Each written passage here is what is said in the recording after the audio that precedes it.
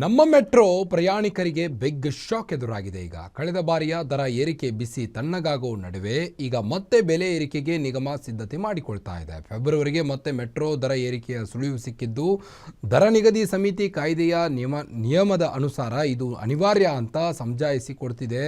ಈ ಕುರಿತ ಒಂದು ರಿಪೋರ್ಟ್ ಇಲ್ಲಿದೆ ನೋಡಿ. ಮೆಟ್ರೋ ಪ್ರಯಾಣಿಕರಿಗೆ ಬಿಗ್ ಶಾಕ್ ಕೊಟ್ಟ ಬಿಎಂಆರ್ಸಿಎಲ್. ಮುಂದಿನ ತಿಂಗಳಿನಿಂದ ಮತ್ತೆ ಮೆಟ್ರೋ ಪ್ರಯಾಣ ದರ ಏರಿಕೆ.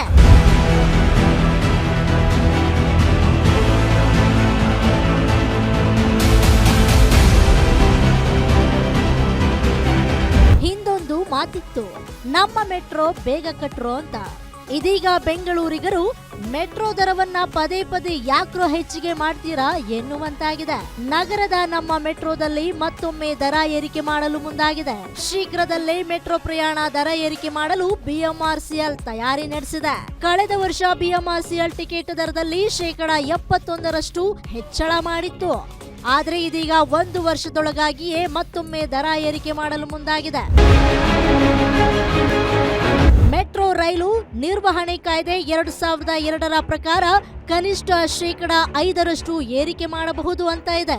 ಇದನ್ನೇ ಮಾನದಂಡವಾಗಿಟ್ಟುಕೊಂಡ ನಿಗಮ ದರ ನಿಗದಿ ಸಮಿತಿ ಮುಂದೆ ಮನವಿ ಮಾಡ್ತಾ ಇದೆ. ಮೂಲಗಳ ಪ್ರಕಾರ ನಿರ್ವಹಣಾ ವೆಚ್ಚ, ಸಿಬ್ಬಂದಿ ವೇತನ ಹೆಚ್ಚಳದಿಂದ ನಿಗಮಕ್ಕೆ ಆರ್ಥಿಕ ಹೊರೆಯಾಗ್ತಾ ಇದೆ. ಹೀಗಾಗಿ ಕನಿಷ್ಠ 5%, ಗರಿಷ್ಠ 15% ಏರಿಕೆ ಮಾಡಿ ಅಂತ ಸಮಿತಿ ಮುಂದೆ ಅಧಿಕಾರಿಗಳು ಪ್ರಸ್ತಾಪ ಇಟ್ಟಿದ್ದಾರಂತೆ.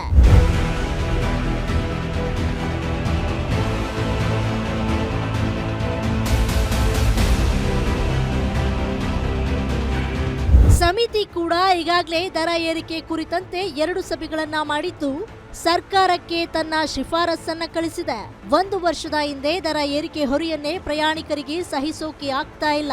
ಇದರ ನಡುವೆಯೇ ಮತ್ತೆ ಫೆಬ್ರವರಿಗೆ ದರ ಏರಿಕೆ ಬಿಸಿ ಎಷ್ಟರ ಮಟ್ಟಿಗೆ ತಟ್ಟುತ್ತೆ ಅನ್ನೋದನ್ನ ಕಾದ್ ನೋಡ್ಬೇಕಾಗಿದೆ. ಉಲ್ಲಾಸ್ ಎಸ್ ಕಿರುವಾಸೆ, ಗ್ಯಾರಂಟಿ ನ್ಯೂಸ್, ಬೆಂಗಳೂರು.